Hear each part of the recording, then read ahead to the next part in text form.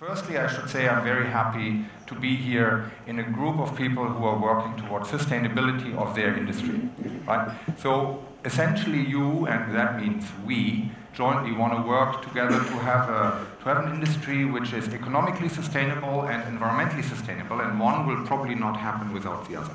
The Climate Change Conference deals with energy largely, predominantly with energy. There are some surrounding topics, but a large focus is on energy. And to me, it's not exactly as black and white as I will put it here, but to me, these are a lot of opportunities for your industries which are lying in there.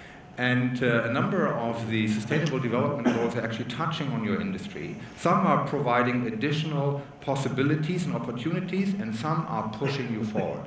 And what I try to give you a feeling for is where you are standing as an industry, approximately, and according to how we feel things are developing. Industry, innovation, and infrastructure, in particular innovation speaks for your industry, actually, because you are very innovative.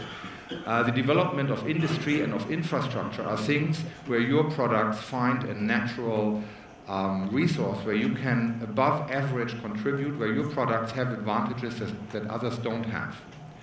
Industry, innovation, and infrastructure, but also climate, responsible consumption and production. This is an area where you have probably really a lot to gain.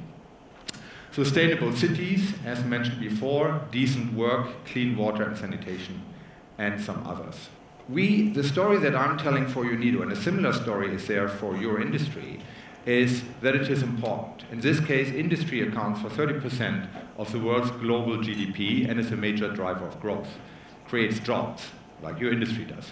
Poverty, empower women, provide essential goods and services. All true for this industry. Fact is also that there are problems caused by industrial productions. And they are not by far not outweighing the benefits, but they're existing and they're in the focus of attention. There is a need, both globally as well as probably here, to decouple the growth of your industry from the use of the resources that you're using and depleting in nature. So one solution, and Paul mentioned it before, circular economy, very popular, and it is very meaningful to try to fit into that concept. Producing with less resources, producing healthier products which last longer and can be collected and recycled. So you have the shift of design for products that is very, very meaningful. The consumer demand better environmental performance and smaller environmental footprint. And positioning of the industry at the right spot here and moving forward in the right way is key to economic success in the future. There are many opportunities to capitalize on trends. In general, not particular to this industry, in general, it's said to allow $3 trillion in potential resource savings until in the next 15 years, and a green market is emerging globally. Another thing which helps you probably along is that your value chain begins cleaning up. I have taken some examples here, chloralkaline production as a basis, and the VCM production, both areas where we are actually doing some work. If you look at the global picture, the demand for plastics is increasing. You do in your industry already a lot of recycling.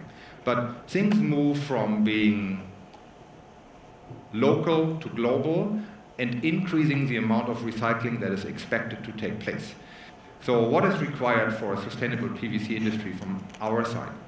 First thing should be obvious, but it's not. Ensuring that you strictly adhere to relevant production and product standards. You probably all do, but across the industry, maybe the picture is a little bit more broad. If consumer signals to you that they need better environmental performance, take that as a sign of a pleasant pull of having a market demand before the regulatory push is coming on you, which will be coming. The regulatory push will require higher recycling rates. If you are working on your products, on your technologies, on your formulations, on everything, to get the recycling rate higher, to make recycling better, quality of recycled materials better, easier to separate, very important. The point is not only to recycle per se, the point is to recycle in quality, so that the amount of reuse and the quality of reuse can increase, and that the cost of recycling decreases to become very affordable as compared to producing or using new material. Specialization Today there will be probably quite some discussions of what you can do, but application with particular PVC advantages is probably in many cases not necessarily packaging. I think that's something that you are fully aware of.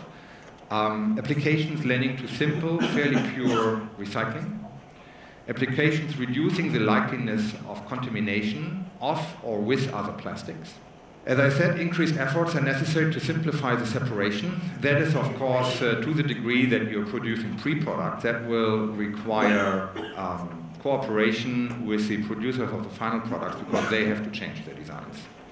And the design out of hazardous substances. There's a lot of innovation to have there on additives, whether it's colors, stabilizers, whatever you have.